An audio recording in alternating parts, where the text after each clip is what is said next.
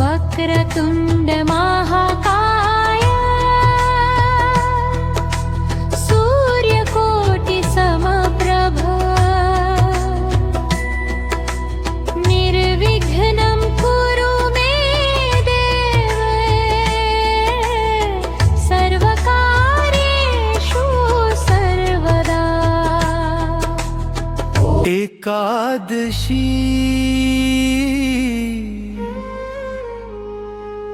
हिंदू धर्म में वैशाख माह के शुक्ल पक्ष की एकादशी को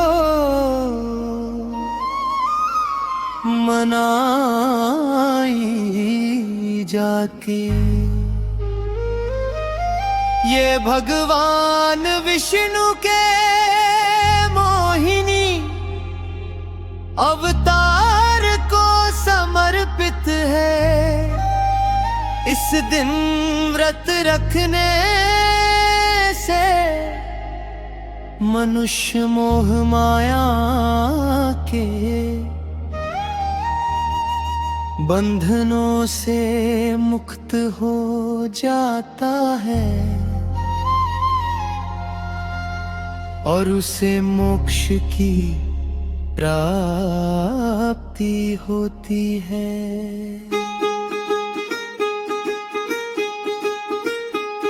मोहिनी एकादशी व्रत संपूर्ण विवरण और कथा, संपूर्ण विवरण और कथा। इस दिन भगवान विष्णु ने समुद्र मंथन के समय देवताओं को अमृत पान कराने और राक्षसों को मोहित करने के लिए मोहिनी रूप धारण किया था। यह एकादशी सभी पापों का नाश करने वाली और उत्तम मानी जाती है। जो भक्त श्रद्धा से इस व्रत का पालन करता है उसके जीवन के भ्रम और कष्ट दूर हो जाते हैं। माना जाता है कि मोहिनी एकादशी का व्रत करने से 1000 गोदान के समान पुण्य मिलता है। त्रिनमोहिनी एकादशी व्रत कथा। पौराणिक कथा के अनुसार सरस्वती नदी के तट पर भद्रावती नाम की एक सुंदर नगरी थी, जहाँ धृतिमान नामक राजा का शासन था। उसी नगरी में धनपाल नाम का एक वैश्य रहता था, जो बहुत दयालु और विष्णु भक्त था।